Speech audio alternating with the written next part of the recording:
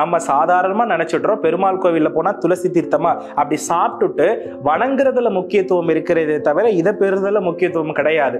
சில பேர் எல்லாம் பெருமாள் கோவிலுடைய மிக முக்கியமான விஷயம் சடாரி வைக்காமலும் துளசி தீர்த்தம் உண்ணாமலும் வெளியே வரவே கூடாது.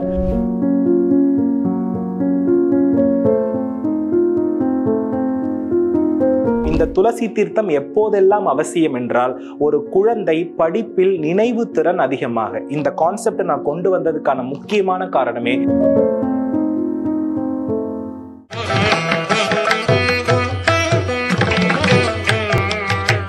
பேசு தமிழா பேசு மற்றும் திருவருள் டிவி இணைந்து முன்னெடுக்கக்கூடிய சனாதன தமிழர் சங்கமம் 2024 இந்த ஆண்டு வர நவம்பர் 24 வர ஞாயிற்றுக்கிழமை அன்னைக்கு காலை 8:44 தொடங்கி மாலை 4 மணி வரை சென்னை டி நகர்ல இருக்கக்கூடிய ஹிந்தி பிரச்சார சபா சாலையில் அமைந்திருக்கக்கூடிய கிருஷ்ணசாமி திருமண மண்டபத்தில் நடக்க இருக்குது. காலை தொடங்கி மாலை வரை நடக்கக்கூடிய இந்த நிகழ்வுல உங்க எல்லோருக்குமே மதிய உணவு அங்கு ஏற்பாடு செய்யப்பட்டிருக்குது. சனாதன தர்மம் தொடர்பாக மிக ஆழமான உரைகளை நிகழ்த்துவதற்கு எண்ணற்ற பேச்சாளர்கள் வர இருக்காங்க. இது நம்மளுடைய குடும்ப விழா. நீங்க எல்லோரும் உங்க குடும்பத்தோடு வந்து கலந்துக்கணும்னு பேசு தமிழா பேசு சார்பாக அன்போடு வரவேற்கிறோம். திருவருள் டிவி நேயர்களுக்கு வணக்கம்.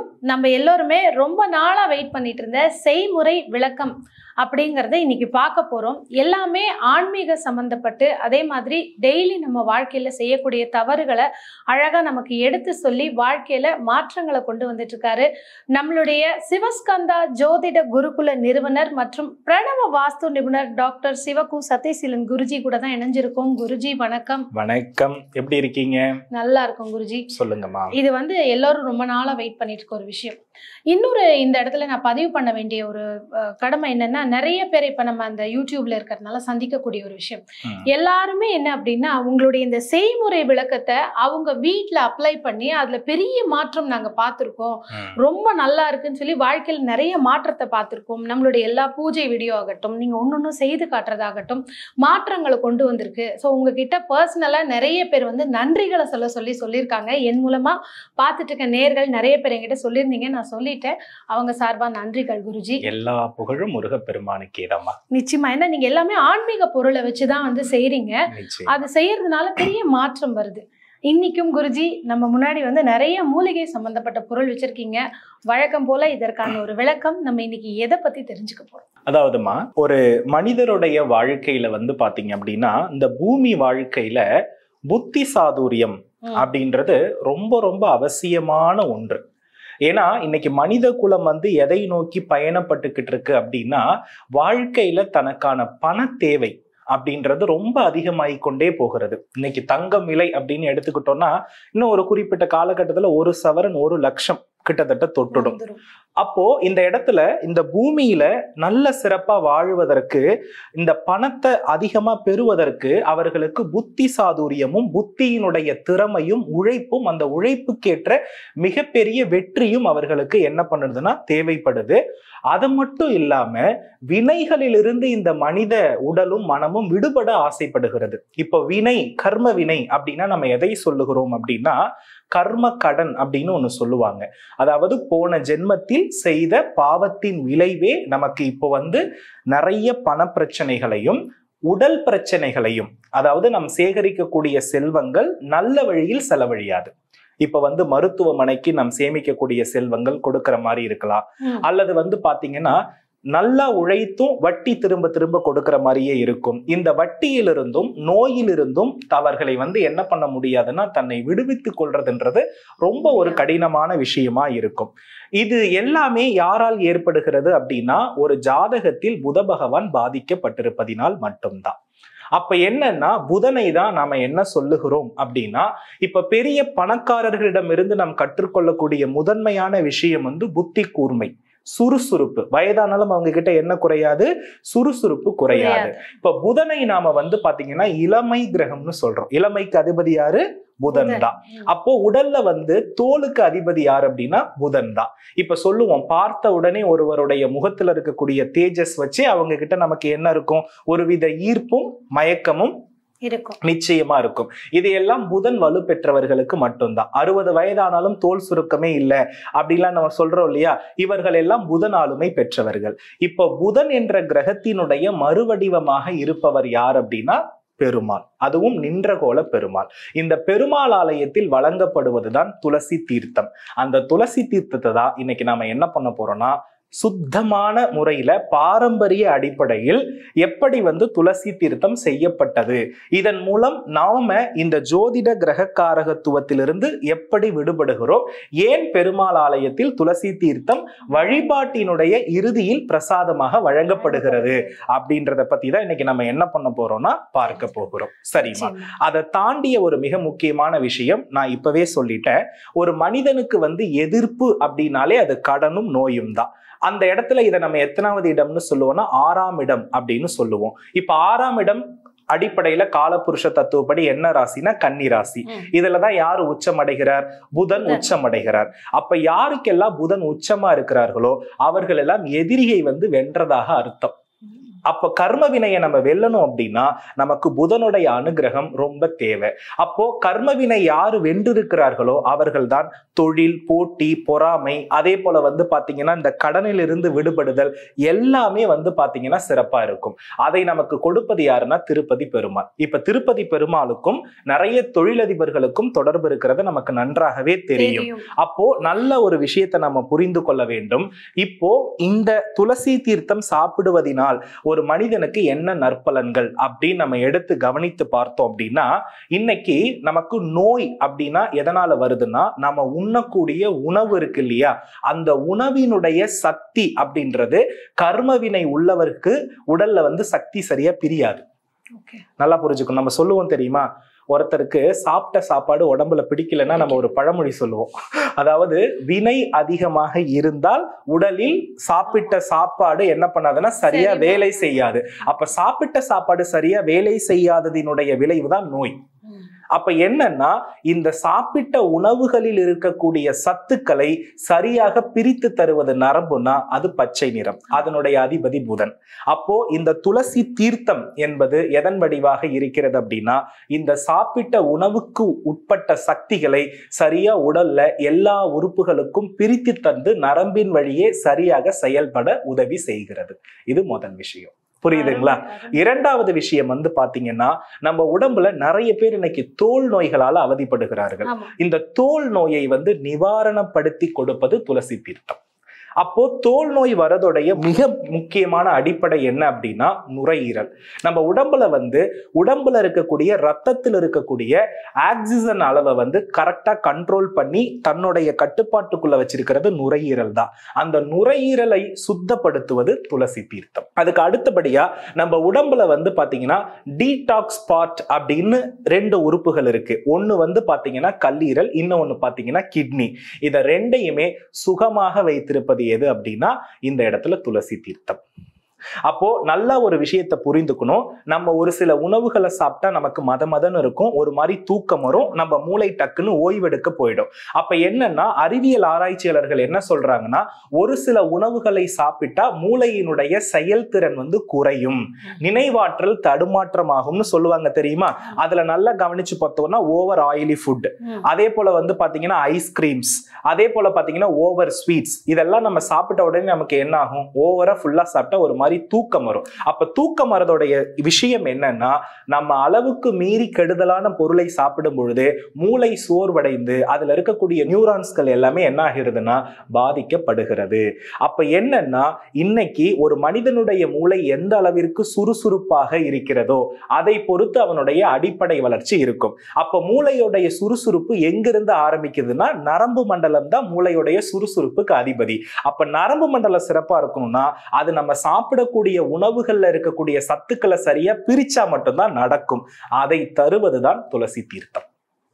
அப்ப என்னன்னா, நம்ம சாதாரணமா நினைச்சிடுறோம் பெருமாள் கோவில்ல போனா துளசி தீர்த்தமா அப்படி சாப்பிட்டுட்டு வணங்குறதுல முக்கியத்துவம் இருக்கிறதே தவிர இதை பெறுதல முக்கியத்துவம் கிடையாது.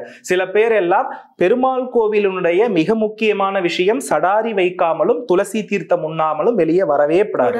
ஆனா அது நிறைய பேர் என்ன பண்றாங்கன்னா, அவசரத்தின் பேர்ல பெருமாளை சேவிச்சாச்சு, அதனால நான் என்ன பண்றேன்னா வெளியே வந்துடுறேன்னு வந்துடுறாங்க. அது மிகப்பெரிய தவறான ஒரு விஷயம். அப்ப நம்ம நல்லா புரிந்து கொள்ளணும், இதுல இருக்கிறது அத்தனையுமே பாத்தீங்க அப்படின்னாமா புதன் காரகத்துவ சம்பந்தப்பட்ட பொருட்கள் தாமா. இப்போ இந்த இடத்துல ஒரு மிக முக்கியமான விஷயத்த நம்ம கவனித்து பார்த்தோம்னா, இன்னைக்கு புதன் அப்படின்றத நம்ம யார சொல்றோம்னா 18 வயதுக்கு உட்பட்ட இளைஞர்கள். புதன் அப்படின்றவர்கள் யாரு?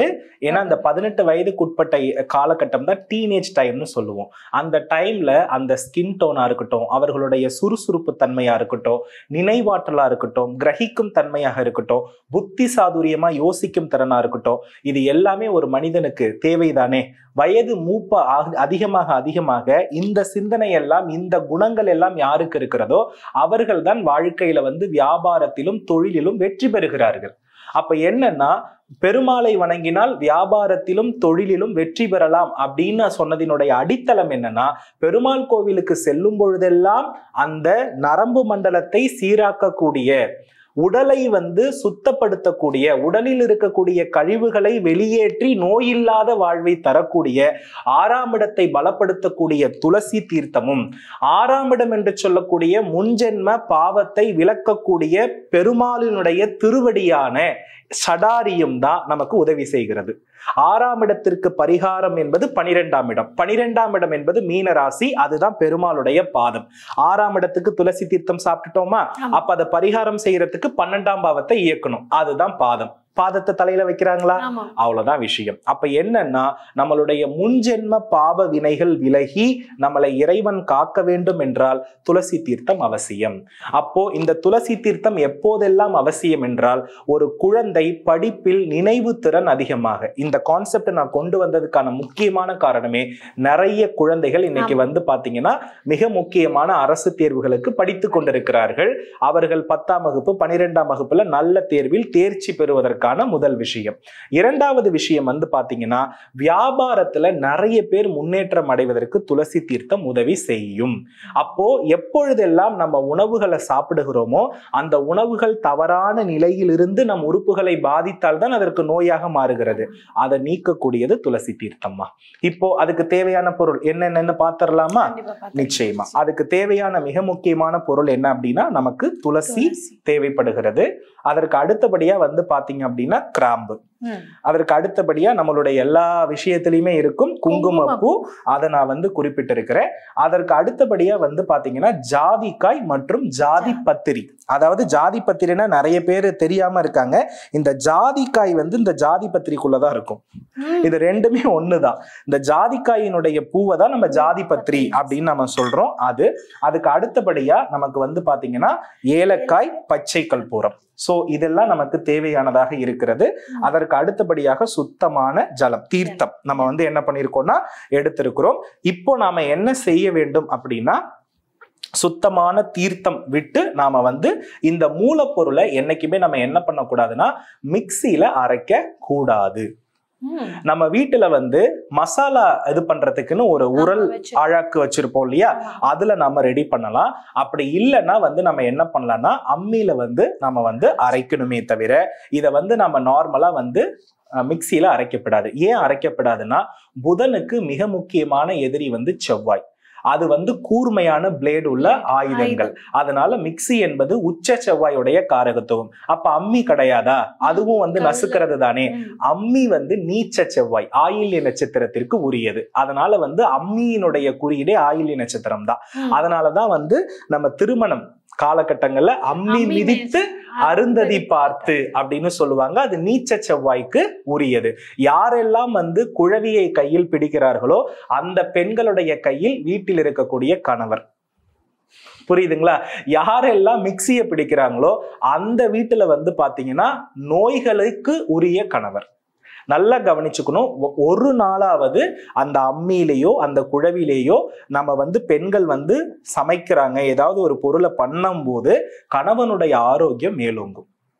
எந்த அளவிற்கு பாத்தீங்க அப்படின்னா, மின்சாரம் சம்பந்தப்பட்ட உபகரணங்களை பெண்கள் அதிகம் பயன்படுத்தினால் கண்டிப்பா கணவருடைய ஆரோக்கியம் குறையும்னு சொல்லப்படுது. இப்ப இதுக்கு பெண்கள் மட்டும் தான் பண்ணுமா? ஏன் ஆண்கள்லாம் செய்யவே படாதா? தாராளமா பண்ணலாம். மனைவிக்காக மாவாட்டி தரதுல எந்த விதமான தவறும் கிடையாது. ஒரு காலகட்டத்துல அப்படிதான் இருந்தாங்க, நம்ம பார்த்திருக்கிறோம் இல்லையா? அம்மா அப்பா வந்து பாத்தீங்கன்னா குழவியில வந்து மாவாட்டுறத இன்னைக்கும் நான் கண்கூடாக கிராமப்புறங்கள்ல பார்க்கிறோம். அதுதான் ஒற்றுமையின் வெளிப்பாடு. இன்னைக்கு அப்படியே நல்லா கவனிச்சுக்கோங்கம்மா, அடிபாகம் பெண், அந்த குழவி வந்து ஆண். அதுல வந்து அடிபாகம் வந்து அசையாமல் இருக்கும், குழவி அசைஞ்சுட்டே இருக்கும். இது வந்து ஒரு 100 வருஷத்துக்கு முன்னாடி. அப்ப என்னன்னா அசையாமல் இருந்த அடிபாகம் பெண் ஓய்வாக இருந்தால் ஆண் வந்து சுத்திட்டு இருந்தாரு மேல் பாகத்துல. இப்போ அடிபாகம் அப்படியே ஸ்டேபிளா என்ன பண்ணுதுன்னா அடிபாகம் சுத்துது, மேல் பாகம் அப்படியே ஸ்டேபிளா இருக்கு.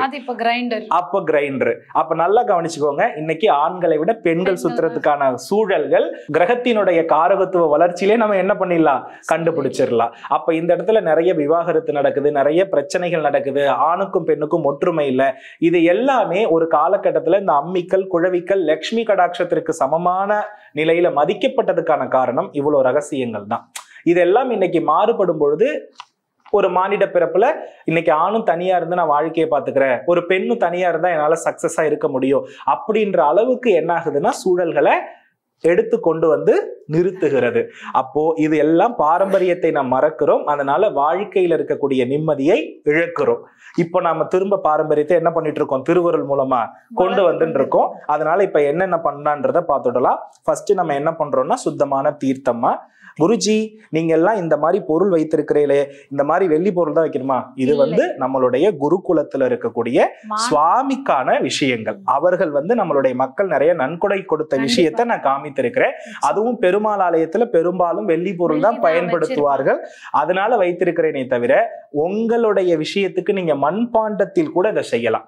பித்தளை பண்ணப்படாது, செம்புல என்ன பண்ணலாம்னா பண்ணலாம். பித்தளையில ரொம்ப நேரம் வச்சிருந்தா வீணா போயிடும், அதனால காப்பர் நம்ம செம்புல தீர்த்தம் வச்சு செம்புல வந்து நம்ம பண்றது ரொம்ப நல்லது. இப்ப நம்ம சுத்தமான தீர்த்தத்தை விட்டுறலாமா? குருஜி, இப்ப இந்த பொருள்லாம் வச்சு அழகா தீர்த்தம் ரெடி பண்றீங்க, இது தினம் தினம் நம்ம பண்ணி வச்சுக்கலாமா? அதாவதுமா ஒரு நாளினுடைய இறுதி நிலைன்னு நம்ம சொல்றோம் இல்லையா, இரவு தூங்குவதற்கு முன்பு அனைவருமே துளசி தீர்த்தத்தை பருகாமல் தூங்கக்கூடாது. அப்படி நம்ம தூங்கும் பொழுதுதான் நமக்கு உறுப்புகள் அனைத்தும் ஓய்வெடுக்கிறது. அந்த உடலில் இருக்கக்கூடிய கழிவுகள் எல்லாம் வெளியேற்றக்கூடிய காலகட்டம் என்பது தூக்கம் தான். இப்ப மருத்துவர் வந்து ரொம்ப நோய்வாய்ப்பட்டவருக்கு என்ன கொடுப்பாருன்னா, மருந்து வேலை செய்யலைன்னா தூங்குங்கன்னு தான் சொல்லுவார். அப்போ அந்த தூக்கம் என்பது யாருக்கு ஒருத்தருக்கு நல்லா வேலை செய்யும்னா, நம்ம உடம்புல இருக்கக்கூடிய இந்த டீடாக்ஸ் பார்ட் செய்யக்கூடிய உறுப்புகள் இரவு நேரத்துல ஓய்வெடுக்கிறவருக்கு மட்டும்தான் தூக்கம் வரும். அப்போ அந்த உறுப்புகளை வந்து ஓய்வெடுக்க செய்யக்கூடிய பொறுப்பு யாருக்கு இருக்குன்னா துளசி தீர்த்தத்துக்கு இருக்கிறது. அது போல காலையில உணவு முடித்ததற்கு பிறகு, ஒவ்வொரு முறையும் உணவு முடித்ததற்கு பிறகு துளசி தீர்த்தம் பருக வேண்டும். அப்போ காலையில கணவர் அலுவலகத்துக்கு போறாரா, குழந்தை வந்து ஸ்கூலுக்கு போறதா அப்படின்னா கண்டிப்பா துளசி தீர்த்தம் கொடுக்கணும். அது போல இரவு உணவை 7 மணிக்கு முடிந்தவரை முடிச்சுட்டோ அதுக்கு பிறகு இந்த துளசி தீர்த்தத்தை சாப்பிட்டா அவங்க லைஃப்ல நடக்கிற மாற்றத்தை மட்டும் அதுக்கப்புறம் அவாலாவே என்ன பண்ணுவாங்கன்னா நம்மளுடைய கமெண்ட்ஸ்ல வந்து பதிவு பண்றதை நீங்க கண்கூடாக பார்க்கலாம். இப்ப அடுத்து நம்ம என்ன பண்ண போறோம் அப்படின்னா, பொதுவா எல்லாமே கஸ்தூரி மஞ்சள் ஆட் பண்ணுவாங்க, ஆனா உண்மையான பாரம்பரிய முறை என்பது குங்குமப்பூ தான். அதனால நம்ம தீர்த்தத்துல என்ன பண்ணிட்டோம்னா குங்குமப்பூ வந்து சேர்த்துட்டோம். இப்ப நம்ம என்ன செய்ய போறோம்னா, இந்த ஏலக்காய், பச்சை கற்பூரம், ஜாதிக்காய், ஜாதிபத்திரி, கிராம்பு இதெல்லாம் நம்ம என்ன பண்ண போறோம்னா அம்மியில் அரைத்து பவுடர் பண்ணி வைக்க போறோம். அந்த பவுடரை கொண்டு வந்துதான் நம்ம என்ன பண்ண போறோம்னா இதுல வந்து இணைக்க போறோம். பவுடர் பண்ணிடலாமா? அதாவது அம்மியில் அல்லது நார்மலா இருக்கக்கூடிய அழகுல தான் நம்ம என்ன பண்ணணும்னா இடிக்க வேண்டியது அவசியம். நேர்களே, இந்த இடத்துல ஒரு விஷயம் சொல்லணும், குருஜி அவர் கையாலே இடிச்சாரு, நான் இதை பார்த்தேன். ஸோ இதே மாதிரி நீங்களும் வீட்லயே இடிச்சே செய்யுங்க. அதாவதுமா இப்ப நம்ம என்ன பண்ணிருக்கோம் அப்படின்னா, இப்ப கிராம்பு இருக்கிறது இல்லையா, அந்த ஸ்பூனு கொஞ்சம் எடுங்க, உத்ரணி. இப்ப நம்ம என்ன பண்ணிட்டோம்னா, நம்ம காண்பித்த மூலப்பொருள் அத்தனையுமே என்ன பண்ணிருக்கோம்னா இப்ப இடித்து வந்து பொடியாக்கி இருக்கோம். இது வந்து கிராம்பினுடைய பொடி. சோ இதை வந்து நம்ம என்ன பண்ணிக்கிறோம்னா இணைத்துக்கிறோம். அதற்கு அடுத்தபடியா இது வந்து ஜாதிக்காய், ஜாதிபத்திரி இதோடைய பொடி வந்து நான் பண்ணிருக்கேன்னா இடித்திருக்கிறேன். ஸோ இதையும் நான் என்ன பண்ணிக்கிறேன்னா இணைச்சிக்கிறேன். இதை வந்து நல்லா எனக்கு இன்னும் ரொம்ப நைஸா பொடி பண்ண தெரியுன்றவ தாராளமா பண்ணிக்கலாம், அதுல எந்த தவறும் இல்லை. அதற்கு அடுத்தபடியா வந்து பாத்தீங்கன்னா ஏலக்காய், அதுக்கப்புறம் பச்சை கற்பூரம். இது வந்து மேக்சிமம் அந்த ஏலக்காயோடைய தோல் இல்லாம நம்ம என்ன பண்ணிக்கணும்னா அந்த விதைகளோடு பச்சை கற்பூரம் இணையிற மாதிரி பாத்துக்கணும். ஸோ என்ன பண்ணிருக்கேன்னா அதையும் நான் ஆட் பண்ணிடுறேன். இப்ப நம்ம என்ன பண்ணிக்கலாம்னா நல்லா மிக்ஸ் பண்ணிக்கலாம். இப்போ இந்த தீர்த்தத்தோடைய நிறம் வந்து பாத்தீங்கன்னா மஞ்சள் நிறத்துல மாறுறத நீங்க வந்து கண்கூட பாப்பீங்க.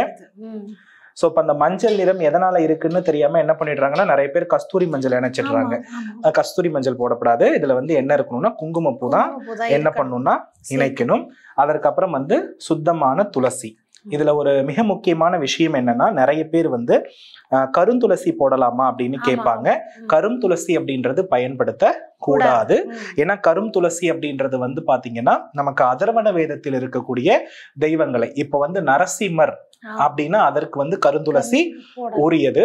ஆனா நமக்கு சாந்த ஸ்வரூபமா இருக்கக்கூடிய புதனுக்கு வந்து நமக்கு என்ன கிடையாதுன்னா இந்த மாதிரி பச்சை துளசி தான் உண்டு. அது போல மேக்சிமம் துளசி தீர்த்தம் நமக்கு ரெடி பண்றதுக்கு என்ன பண்ணணும் அப்படின்னா வீட்டில் இருக்கக்கூடிய துளசி லீஃபையே என்ன பண்ணுங்கன்னா வளர்த்து பறித்து பயன்படுத்திக்கோங்க. துளசி தீர்த்தத்தை படித்து அலம்பக்கூடாது. துளசி தீர்த்தத்தை ஆமா, அதாவது என்ன பண்ணக்கூடாதுன்னா நிறைய பேர் வந்து தண்ணீர் விட்டு அலம்பிடுவாங்க. அது மாதிரி கூடாது. துளசியையோ வில்வத்தையோ எக்காரணத்தை முன்னிட்டும் வீட்டில் வளர்க்கும் பொழுது என்ன பண்ணக்கூடாதுன்னா நாம வந்து அலம்பாமல் தான் என்ன பண்ணணும்னா அந்த இடத்துல பெருமாளுக்கு சமர்ப்பணம் செய்யறத நம்ம வந்து பண்ணணும். அப்போதான் அதற்கு வந்து என்ன கிடைக்கும்னா முழு பலன் என்பது கிடைக்கும். நிறைய பேர் எங்க கிட்ட அது வீட்டுல இல்ல, நாங்க கடையில இருந்து தான் வாங்கிட்டு வந்து வச்சு பண்றோம் அப்படிங்கிறவங்க அந்த மாதிரி அது ஆல்ரெடி அவாலவே என்ன பண்ணிடுவாங்கன்னா நிச்சயமா அலம்பிடுவாங்க. ஸோ அதனால அதை நம்ம ஒன்றும் செய்ய முடியாது. இப்ப நல்லா கவனிச்சுக்கிட்டீங்கன்னா அந்த நிறம் எந்த அளவுக்கு பெர்ஃபெக்டா இருக்கிறதுன்றது நமக்கு நன்றாகவே தெரியும். இதுதாமா துளசி தீர்த்தம். இப்ப நம்ம என்ன பண்ணணும்னா நம்ம வீட்டுல வந்து பஞ்சபாத்திரம்னு ஒண்ணு இருக்கும். இந்த பஞ்சபாத்திரத்துல நம்ம என்ன பண்ணிக்கிறோம்னா எடுத்து இணைத்து கொள்ள வேண்டும். இப்போ நம்ம வந்து ஒரு மனிதனுக்கு புதன் காரகத்துவத்தை நம் பிறப்பால் எப்பேற்பட்ட பாதிப்பு இருந்தாலும் அந்த புதனுடைய தன்மையை வந்து தெளிவாக்கக்கூடிய அத்துணை மூலப்பொருளையும் போட்டு நம்ம துளசி தீர்த்தம் ரெடி பண்ணியிருக்கோம். நல்லா கவனித்து பார்த்தா தெரியும் இது உண்மையிலேயே நமக்கு ஒரு டீடாக்ஸா இருக்குமா குருஜினா இருக்கும். இப்ப நல்லா கவனித்து பாருங்க, மூக்கடைப்பு அதே போல நெஞ்சில சளினா அதற்கு பச்சை கற்பூரம் பயன்படுத்துவாங்க இல்லையா? அதே போல நம்மளுடைய குளியல் பொடி, ஸ்கின்னை வந்து பிரைட்னிங் பண்ணக்கூடிய பொடிகள்ல கட்டாயமா என்ன இருக்கும்னா இந்த குங்குமப்பூ, அதற்கு அடுத்தபடியா இந்த பச்சை கற்பூரத்தினுடைய கலவை, ஏலக்காயினுடைய கலவை இருக்கும். பெருமாளுடைய அதாவது அபிஷேகத்திற்கு வந்து இந்த பொருள் இல்லாமல் அங்க எதுவுமே என்ன பண்ணாதுன்னா இருக்காது. இந்த துளசி தீர்த்தத்தை நாம் பெறும் பொழுது சில முறைகள் இருக்கிறது. பெண்கள் பெறும் பொழுது முந்தானையை வந்து அடியில வைத்து நம்ம என்ன பண்ணோம்னா இப்படி சின்முத்திரை, இப்படி சின்முத்திரை வைத்து நம்ம என்ன பண்ணோம்னா அந்த துளசி தீர்த்தத்தை பெறணும். கையில் பெறணும். கை என்பது இந்த இடத்துல உச்ச புதனை குறிக்கும். சோ அதனால கையால பெறணும். அது போல ஆண்கள் வந்து துளசி தீர்த்தம் பெறும் பொழுது கட்டாயமாக கழுத்துல போட்டிருக்க அங்கவஸ்திரம் இருந்ததுன்னா பண்ணலாம். இல்லைன்னா ஒரு கர்ச்சீஃப் இருக்குன்னா அந்த கர்ச்சீஃப்ல நம்ம இப்படி அடிபாகத்துல வச்சுதான் நம்ம என்ன பண்ணணும்னா துளசி தீர்த்தத்தை வாங்கணும். துளசி தீர்த்தம் வாங்கி இந்த சின்முத்திரையோட நம்ம என்ன பண்ணணும்னா பருகணும். பருகிட்டு நிறைய பேர் பண்ற தவறு தலையில் தேய்ப்பார்கள். அது கூடாது. துளசி தீர்த்தம் என்பது முழுமையாக பருகவே தவிர அது வந்து புரோக்ஷனம் பண்ண கிடையாது.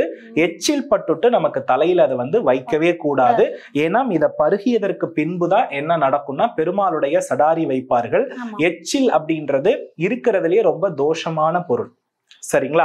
ஆகையினால வந்து பாத்தீங்கன்னா நம்ம வந்து என்ன செய்யப்படாது அப்படின்னா இந்த இடத்துல வந்து அது மாதிரி தலையில வந்து நிச்சயமா என்ன பண்ணக்கூடாதுன்னா தேய்க்க கூடாது. அதை மட்டும் நீங்க பாத்துக்கோங்க. இப்ப துளசி தீர்த்தம் சாப்பிடலாமா? கண்டிப்பா. ஏன்னா நீங்க சொன்ன இந்த தவிர நிறைய பேர் பெருமாள் கோவில்ல பண்றது நிச்சயமா நானும் நிறைய பண்ணிருக்கேன். பண்ணிருக்கீங்களா? இதுக்கப்புறம் அந்த தவற செய்யாதீங்கம்மா.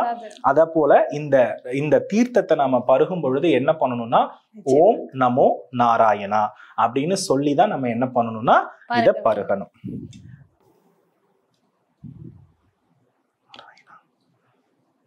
நமோ நாராயணா. அருமை குருஜி. அந்த கோவிலுக்குள்ள பெருமாள் கோவிலுக்குள்ள போனாலே இந்த தீர்த்தத்தோட வாசனை அதை தாண்டி அந்த ஒரு தீர்த்தத்தை குடிச்சாலே நமக்கு ஒரு டைஜஷன் ஆன மாதிரி ஒரு ஃபீல் இருக்கும். நிச்சயமா நான்லாம் 2-3 தடவை வாங்கி பருகி இருக்கேன். இதை வந்து டெய்லி வீட்லயும் நம்ம பண்ணிக்கலாங்கும் போது அருமையான. இதுல நல்லா தெரிஞ்சுக்கணுமா, அதாவது புத்தி சாதுரியம் வேணும்னா துளசி தீர்த்தம் வேணுமா. புதன் கிரகத்தை தேடி நம்ம எங்கேயோ ஓடுறோம், ஆனா புதன் கிரகத்துடைய சுருக்கிய வடிவமே இதுதான். நல்லா கவனிச்சு பாருங்க, புத பகவானுடைய நட்சத்திரம் எங்க இருக்கிறதுனா நீர் ராசியில தான் இருக்கிறது. அதாவது கடகத்துல ஆயில்யமாகவும், விருச்சகத்துல வந்து கேட்டையாகவும், மீனத்துல வந்து ரேவதியாகவும் இருக்கிறது. அப்ப நீருக்குள்ளதான் புதன் என்ன பண்ணிட்டு இருக்காரு, ஒளிஞ்சிட்டு இருக்காரு. ரங்கநாதன் எங்க படுத்திருக்கிறார், பள்ளி கொண்டிருக்கிறார் கடல்ல. அப்ப என்னன்னா புதனை வந்து நம்ம வசீகரிக்கணும்னா நீரினுடைய தன்மையில் தான் நம்ம வசீகரிக்க முடியும். அதை தருவது துளசி தீர்த்தம். இந்த துளசி தீர்த்தம் என்பது விரத காலகட்டத்தில் மட்டும் பயன்படக்கூடியது அல்ல, அசைவ உணவு உண்டால் மட்டும் தவிர்த்து கொள்ள வேண்டியது அவசியம். ஏன்னா அது ரொம்ப பவித்திரமான ஒரு விஷயம். அதனால வந்து கட்டாயமா நல்லா நீங்க கவனிச்சு பார்த்தோம் அப்படின்னா சைவம் வைணவம்னு 2 இருக்கிறது. இப்ப சைவ நிலையில வேத பாடங்கள் இருக்கிறது, வைணவத்தில் இருக்கிறது. சைவத்தை விட வந்து பாத்தீங்கன்னா வைஷ்ணவாஸ்ல இருக்கக்கூடிய வேத மந்திரங்கள் ரொம்ப கடினமானது. அதை வந்து மனனம் செய்யறது வந்து அவ்வளவு எளிமையான விஷயம் இல்லை. ஆனா அதுல இருக்கக்கூடியவர்கள் திவ்ய பிரபந்தம் இதெல்லாம் வந்து கண்ணை மூடிட்டு பாடுவாங்க. அத்துணை ரகசியமும் துளசி தீர்த்தம் தான். அப்ப என்ன அப்படின்னா ராமானுஜர் நமக்கு தெரியும், அவர் வந்து ஒரு வைஷ்ணவர். அவருடைய அறிவுக்கு அவங்க அம்மா கொடுக்கக்கூடிய இந்த துளசி தீர்த்தம் தான். ஏன்னா அவர் நம்ம ஒரு கும்பகோணம், அதனுடைய அடித்தளத்துல என்ன நடக்கிறதுன்றது நமக்கு நன்றாகவே தெரியும். ஆகையினால இந்த துளசி தீர்த்தம் எவர் ஒருவர் எல்லா வயதுகளிலும் சாப்பிடுகிறாரோ அவருக்கு நோய் இல்லை, சுறுசுறுப்புண்டு, தெளிவுண்டு, சிரிப்புண்டு, வினைகளிலிருந்து விடுபடக்கூடிய நிலை உண்டு. அப்பேற்பட்ட பொக்கிஷத்தை, நம் பாரம்பரியத்தை யாரும் இனி மறக்க வேண்டாம். அனைவரும் பயன்படுத்துவோம். முருகப்பெருமான் அருளாலும் நாராயணனுடைய அருளாலும் நீண்ட ஆயுளையும் நிலையான செல்வத்தையும் பெறுவோம். அருமை குருஜி. எப்போதும் போல இந்த ஒரு பதிவும் ஒரு முத்தான பதிவு. ஏன்னா இது வீட்லயே செய்யலாம், டெய்லி நம்ம குழந்தைகளுக்கு சாப்பிடலாம், நம்மளும் சாப்பிடலாம். உடலுக்கு எவ்வளவு நல்லது. முக்கியமா புதன் கிரகனை ஆக்டிவேட் பண்றோம் நம்ம. இது நீங்க ஸ்ரீ சக்கரத்துல வச்சிருக்கிறது தான் இன்னும் வந்து விசேஷமான ஒரு விஷயம். நிச்சயமா இந்த மாதிரி டெய்லி நம்மளும் வந்து சுவாமி கிட்ட ஸ்ரீ சக்கரம் நிச்சயமா வைக்கலாமா? நிச்சயமா வைக்கிறது ரொம்ப நல்லது. ஏன்னா வந்து பாத்தீங்கன்னா ஐஸ்வர்ய கோலம், அதுக்கு பேரே ஐஸ்வர்ய கோலம் தான். அதுல ஸ்ரீம் என்பது லக்ஷ்மியினுடைய பீஜம். ஏன்னா பெருமாள் எங்க இருக்கிறாரோ அங்க தாயார் இருக்கணும். நான் பெருமாளை தனியா பிரிச்சு வைக்கல, தாயாரோட என்ன பண்ணிருக்கேன்னா இணைத்து வைத்திருக்கிறேன். அதுதான் அதனுடைய தாற்பயம். ஆனா புதன் கிரகம் வந்து பயங்கரமா வேலை செய்யுமா? என்னை பொறுத்தளவுல நிறைய ஜோதிட நூல்கள், பல ஆராய்ச்சிகள் இதெல்லாம் படித்து ஒரு சுறுசுறுப்பாக, அதை தாண்டி நிறைய பேர் நீங்களே சொல்லியிருக்கீங்க குருஜி என்னதான் பண்றாரு, எப்படி அவருடைய ஃபேஸ் அவ்வளவு தேஜஸா இருக்கு அப்படின்றத நிறைய பேர் கேட்டிருக்காங்க. அதற்கு பின்புலத்தில் துளசி தீர்த்தமே. அருமை குருஜி. உங்களோட ஒவ்வொரு பதிவுமே பாத்தீங்கன்னா ஆன்மீக ரீதியாக நமக்கு வந்து ஒரு அறிவுரை கொடுக்குது. இதுதான் நீங்கள் வந்து வீட்லயே இந்த மாதிரி விஷயங்கள் செஞ்சு உங்களுடைய வாழ்க்கையை மாத்திக்க முடியும். நம்ம உடலையும் நம்ம வந்து கட்டுக்குள்ள வச்சு நம்ம நல்ல ஆரோக்கியமா இருக்க முடியும். ஏன்னா நிறைய பேர் உங்களுடைய பதிவுகளை போட ஆரம்பிச்ச இந்த ஒரு 5 மாதத்துல இப்போ நிறைய பேர் வந்து எனக்கு ஆஃபீஸ்லயும் அப்ரோச் பண்ணி சொல்லியிருக்காங்க, ஃபோன் கால்ஸ் மூலமா சொல்லியிருக்காங்க. குருஜியுடைய எல்லா வீடியோவுமே வந்து, அதுவும் நீங்க இந்த மாதிரி ப்ராக்டிக்கலா பண்ணி காட்டக்கூடிய வீடியோ எல்லார்கிட்டையும் ரொம்ப பிடித்த ஒரு வீடியோவா தான் இருக்கு. நேயர்களே, இதே மாதிரி அடுத்த ஒரு காணொளியில நீங்க எதிர்பார்க்குற மாதிரி ஒரு வித்தியாசமான விஷயம் வீட்லயே நம்ம செஞ்சு எப்படி அழகா வந்து ஜெயிக்க முடியும் அப்படிங்கிறத பத்தி பார்க்கலாம். அதாவதுமா இது மட்டும் நல்லா கவனிச்சுக்கணும், வாக்கு சித்தியில உள்ளவாளுக்கு இது ரொம்ப நல்லது. இந்த வாய் வைத்து தொழில் பண்றாங்க இல்லையா, அவங்க எல்லாருக்குமே துளசி தீர்த்தம் மிக சிறப்பு. இந்த சோம்பேறித்தனமா என் குழந்தை வீட்டுக்குள்ளேயே அடைஞ்சு கிடக்குன்றவாளுக்கு 3 வேளையும் கொடுத்துருங்க. எவ்வளவு மாற்றம் நடக்குதுன்றத மட்டும் பாருங்க. ரொம்ப டயர்டா இருக்கு, ரொம்ப என்னன்னு அடிச்சு போட்ட மாதிரி இருக்கு, இப்படி சொல்றவங்க அனைவருக்குமே துளசி தீர்த்தம் சிறந்த அருமருந்து. தோல் நோய்க்கு உடனே அப்படியே அந்த தொண்டையில ஒரு ரிலாக்ஸேஷன் இருக்கிறதா, ஒரு வயித்துல ஒரு நமக்கு ஒரு ஜீரணமான எப்படி ஒரு நிம்மதி கிடைக்குமோ. உண்மைதான். அதாவது என்ன அப்படின்னா உடல்ல வந்து ஜீரண சக்தி குறையும் பொழுதுதான் நோய் வருது. அதனாலதான் வயதான பெரியவர்கள் பெருசா உண்ண மாட்டார்கள். நம்மளாம் இன்னைக்கு கண்ணாப்பண்ணு சாப்பிட ஆரம்பிச்சிட்டோம். அதனால அதற்கு நிவாரணம் அளிக்கக்கூடிய இந்த துளசி தீர்த்தத்தை அனைவரும், குறிப்பாக நம்ம வீடியோவை நிறைய ஜோதிட பெருமக்கள் பார்த்துட்டு இருக்காங்க, ஜோதிடராக இருப்பவர்கள் பார்க்கிறார்கள். அவர்கள் மற்றவர்களுக்கு வாக்கு சொல்லும் பொழுது அந்த வினை நம்மளை நிச்சயமாக தாக்கும். அதற்கு நிவாரணமாக இருப்பது துளசி தீர்த்தம். அதனால் ஜோதிடர்கள், வாஸ்து நிபுணர்கள் அனைவரும் இதை பருக வேண்டும். அருமை அருமை குருஜி. பார்த்துட்டு இருக்க நேர்கள் இதே மாதிரி இன்னும் நிறைய முத்தான விஷயங்கள் பிரணவ வாஸ்து கிளாஸ் 2025 பிப்ரவரி 4ஆம் தேதியிலேருந்து 8ஆம் தேதி வரைக்கும் சென்னையில் நடக்க இருக்கு. ஸ்லாட்ஸ் ஆரம்பிச்சாச்சு. புக்கிங் ஸ்க்ரீனில் தெரிகிற நம்பருக்கு கால் பண்ணுங்க, உங்களோட பதிவுகளை எடுத்துக்கோங்க. 5 நாள் வாஸ்து மட்டுமே அல்ல, வாழ்க்கைக்கு தேவையான நிறைய விஷயங்கள் நீங்கள் குருஜிக்கிட்டேன்னு கற்றுக்கலாம். ஒரு நிமிடம் கூட கேட்குறவங்களையோ அங்கே வந்து இருக்கிறவங்களையோ சலிப்பு தட்டாமல் இன்ட்ரெஸ்டிங்காக கிளாஸை கொண்டு போய் 5 நாள் கழித்து அவங்க வெளியில் வரும்பொழுது வாழ்க்கையில் எவ்வளோ தெளிவோடு வந்தாங்கன்றத கடந்த கிளாஸில் நம்ம பார்த்தோம். பதிவாக கொடுக்கணும் தான் நேர்களுக்கு கொடுத்துருக்கோம். பார்த்துட்டு இருக்க நேர்கள் வாய்ப்பை தவற விடாதீங்க. உடனே உங்களுடைய ஸ்லாட்ஸை புக் பண்ணிக்கோங்க. அருமையான ஒரு பதிவு கொடுத்ததுக்கு நன்றி. நன்றிகள்மா. வெற்றிவேல் முருகன். பேசு தமிழா பேசுவினுடைய மக்கள் ஃபவுண்டேஷன் மூலமா நம்ம ஒரு மிகப்பெரிய ஒரு பசு சரணாலயம் அமைப்பதற்கான முயற்சியில் ஈடுபட்டிருக்கோம். இந்த சரணாலயத்தை அடுத்த 5 ஆண்டுகளுக்குள்ளார நம்ம முழுமையாக கட்டமைச்சு நம்முடைய பாரத பிரதமர் மோடி அவர்களுடைய கரங்களால் அதை திறக்க வேண்டும்ங்கிறது என்னுடைய ஆசை. இந்த பசுக்கள் சரணாலயத்திற்கு என்னுடைய கான்ட்ரிபியூஷனா நான் ஏதாவது கொடுக்கணுங்கிற எண்ண ஓட்டத்தின் அடிப்படையில் கிட்டத்தட்ட 10 ஆண்டுகளுக்கு மேல நான் கலெக்ட் பண்ண கலை பொருட்கள் அனைத்தையும் விற்று அதன் மூலமாக திரட்டப்படக்கூடிய தொகை என்னவோ அதை இந்த மக்கள் ஃபவுண்டேஷனுக்கு, இந்த பசு சரணாலயம் திட்டத்திற்கு என்னுடைய கான்ட்ரிபியூஷனா கொடுக்க போறேன். இந்த பொருட்கள் அனைத்துமே நம்முடைய பேசு தமிழா பேசு அலுவலகத்தில் விற்பனைக்கு இருக்குது. கீழே இருக்கக்கூடிய இந்த கான்டாக்ட் நம்பருக்கு நீங்க கால் பண்ணி இது பற்றின மேலதிக விவரங்களை நீங்க தெரிஞ்சுக்கலாம். அது மட்டும் இல்லாம மக்கள் ஃபவுண்டேஷனுடைய அக்கௌண்ட் நம்பரை இந்த வீடியோடைய டிஸ்கிரிப்ஷன்ல கொடுத்துருக்கோம். நீங்க நேரடியா அந்த அக்கௌண்ட் நம்பர் மூலமாவும் உங்களுடைய கான்ட்ரிபியூஷன்ஸை கொடுக்கலாம். பேசு தமிழா பேசு ஒரு சேனல் கிடையாது, அது ஒரு இயக்கம்னு நான் உறுதியா நம்புறேன். உங்களுடைய குரலை தான் நாங்க ஒவ்வொரு வீடியோலையும் பேசுறோம், உங்களுடைய மனசாட்சியை தான் நாங்க பிரதிபலிக்கிறோங்கிற ஒரு எண்ணம் எங்களுக்கு இருக்குது.